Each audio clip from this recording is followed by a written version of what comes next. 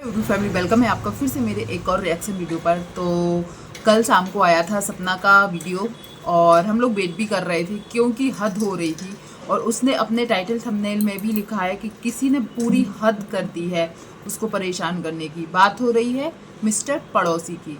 मुझे समझ में नहीं आता है कि जब इनको पता है कि पूरी सोशल मीडिया सिर्फ यही बात बोल रही है और जो कुछ फेक कमेंट्स हैं जो उनके लिए अच्छे हैं, पर सभी लोग ज़्यादातर यही बोल रहे हैं कि ये कौन होते हैं सपना को कुछ भी बोले। मैं बोलती हूँ सपना चलो कहीं गलत भी है, फिर भी ये कौन होते हैं सपना को कुछ भी बोलने वाले, या सपना के ऊपर उंगलियां उठाने वाले, या सपना ने क्या किया है उसके ऊपर सवाल करने वाले।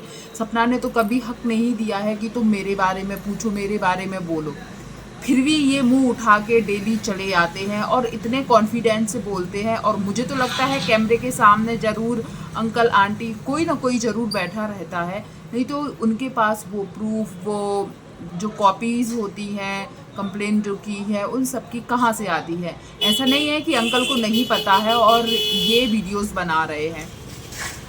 तो कल सपना भी इस चीज़ से परेशान हो गई। अभी तो रिएक्शन वाले ही बस आकर बोल रहे थे कि आखिर तुम्हें किसने हक दिया, कौन बोल रहा है कि तुम ये सब चीज़ें बोलो। कल सपना ने भी आकर वही बोला। और सपना की वीडियोस में मुझे सबसे अच्छी जो चीज़ लगी ना, वो सिर्फ ये बात लगी कि पहले जब भी सपना परेशान होती थी या उसको जब अपनी बात रखनी पड़ती है तो वो हर बात बोलने के टाइम रो देती थी या बहुत इमोशनल हो जाती थी। पर कल का वीडियो जब देखा ना, सपना बिल्कुल नहीं रोई और उसने अपनी बात अच्छे से रखी। उसको जो चीज़ बोलनी थी सामने वाले को उसने अच्छे से रखा, बोला और सही जवाब दिया। जो हेटर्स है सपना के उनको शायद बुरा लगेगा, पर सपना ने कल बहुत अच्छा किया। जवाब देना बनता है। जब सामने वाले के लिए सपना एक शब्द नहीं बोल रही है तो वो क्यों मुंह उठा के चला आता है बार बार वीडियो बनाने के लिए। और सपना के ऊपर मतलब तुमने जो कारनामे किए हैं, जब सोचना था अब किस चीज़ की माफ़ी, यार तुम कौन होते हो माफ़ी मांगे, कुछ भी करे वो उसकी फैमिली। तो सपना ने बोला है तुम एक अच्छे पड़ोसी हो ना, अंकल आंटी का साथ देना चाहते, उनकी मदद करना चाहते। सपना ने खुले शब्दों में बोला है कि अच्छे से उनकी मदद करो, कोई प्रॉब्लम नहीं है। अच्छी बात है कि आप उनकी मदद कर रहे हो, पर आप उनकी मदद करो।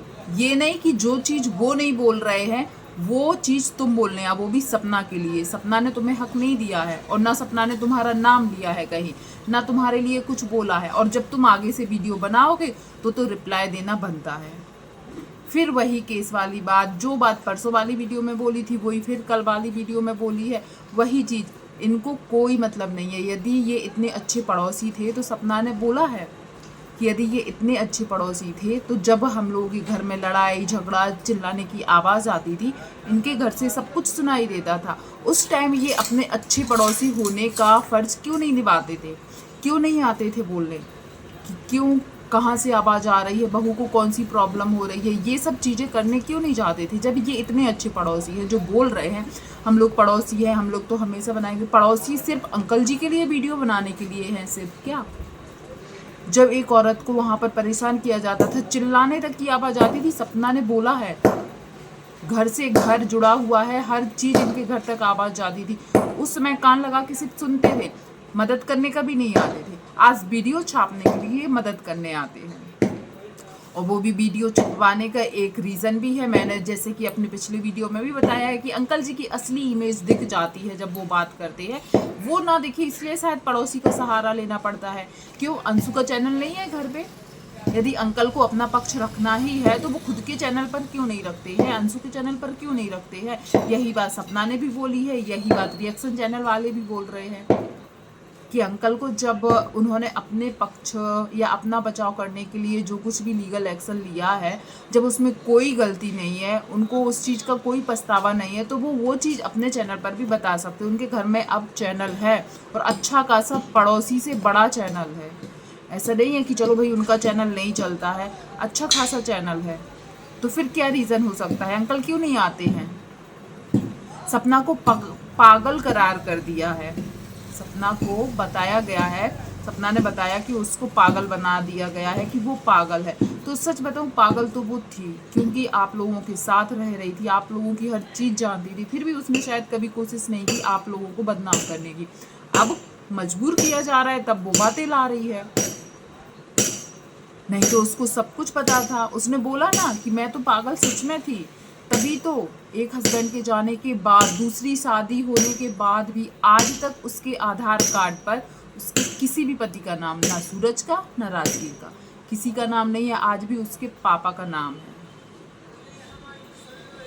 उसके किसी भी डॉक्यूमेंट्स में या राजवीर के किसी भी डॉक्यूमेंट्स में कहीं भी नहीं था कि राजवीर की वाइफ सपना है, कहीं भी नहीं था। यहाँ तक कि बच्चों के बर्थ सर्टिफिकेट, ये सब भी नहीं दिए गए। और ये जिसके साथ होता है वो ये चीज़ें समझते हैं। कहीं ना कहीं यही चीज़ें मेरे साथ हुई है, इसलिए मैं ये चीज़ बहुत अच्छे से समझ सकती हूँ कि कुछ ससुराल वाले होते हैं सिर्फ लड़कियों को शादी करके नाम का बहू बनाकर लाते हैं और कुछ नहीं उनको मिलता है, ना वो मान, ना सम्मान, ना कोई भी लीगल जो होती है आगे की प्रोसेस, कुछ भी नहीं। तो ये वही समझ सकते हैं जिनके साथ हुआ है, और जिनके साथ नहीं हुआ या जिनके अपनों के साथ नहीं हुआ वो नहीं समझ सकते हैं। तो कहीं ना कहीं सपना के साथ सोचो, उसके बच्चों के बर्थ सर्टिफिकेट भी उसके पास नहीं थे। जो होता है ना, शादी करने के बाद एक हस्बैंड का नाम चढ़ाया जाता है, चलो भाई अब ये इसकी वाइफ है, पिता का नाम हट जाता है, वो भी नहीं। या हस्बैंड के किसी भी डॉक्यूमेंट्स में, जैसे कि जो बताया गया था इंश्योरेंस का पैसा आया था, ये सब चीज़ें अंशु ने क्यों नहीं बताई थी? जब एक बार वो रात में लाइव आई थी जिसमें सपना की सभी बुरी बुरी चीज़ें वो खोल रही थी, भाभी ऐसी भाभी वैसी, उस टाइम क्यों नहीं बताया गया था? डेथ सर्टिफिकेट पर ऐसा क्या था क्या नहीं था, उसमें भी सपना का ना कहीं नाम था ना कोई रीज़न दिया गया था।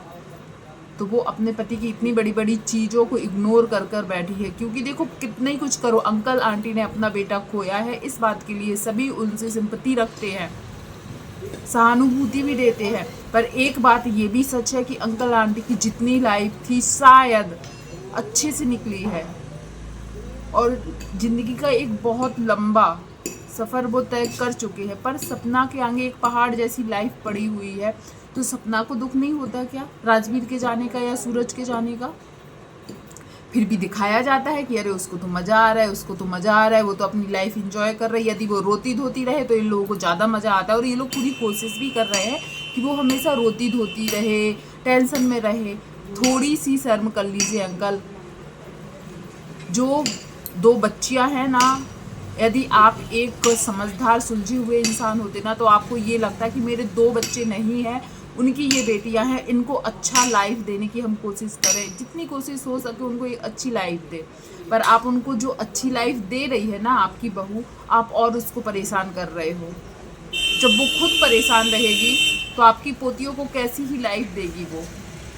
पर आप पूरी कोशिश कर रहे हो और फिर आप बेचारे माँ बाप बन जाते हो। और जब आपकी बोली निकलती है तो आपकी असलियत दिखती है। इसलिए शायद आप कैमरे के सामने भी नहीं आ रहे हो। तो प्लीज़ ज़रूर बताइएगा। और सपना ने और भी चीज़ें बोली। सपना ने बोला चलो मैं गलत हूँ, सपना ने बोला मैं गलत हूँ। कभी भी आपने देखा है आंटी के ससुराल वाले, अंकल के जो फादर थे दादाजी, वो 4 भाई थे। फिर 4 भाई के बच्चों को लेकर बहुत बड़ी फैमिली है। जो अंकल है, अंकल की फैमिली बहुत बड़ी है, उनके छोटे भाई भी है, 2 बहनें भी है, सगे 4 भाई बहन हैं। सगे 4 भाई बहन हैं, मतलब 2 भाई 2 बहनें। कभी दिखता है कोई उनके घर में? तो सपना के कहने का मतलब ये है कि सपना बुरी है, मान लिया। सपना के छोटे ससुर है, बुआ सास है, एक और बुआ सास है, सब बुरे हैं क्या? मतलब अंकल की साइड की फैमिली जो भी है वो सब बुरी है।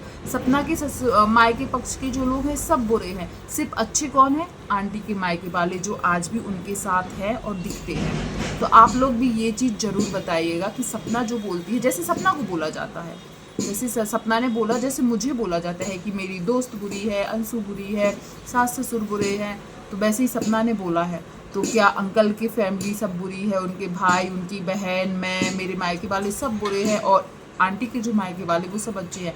तो ये चीज़ उन पर भी लागू होती है। यदि जो सपना पे लागू करते हैं कि उसकी दोस्त बुरी निकली, अंशु बुरी निकली, सास ससुर बुरे निकले, तो सपना क्या अच्छी है? यही चीज़ आंटी पर या अंकल पर भी लागू होती है। क्या आपको कभी दिखते हैं उनके फैमिली वाले? कोई कभी नहीं दिखते, हमेशा उनके भाई भतीजी बहन ही दिखती है।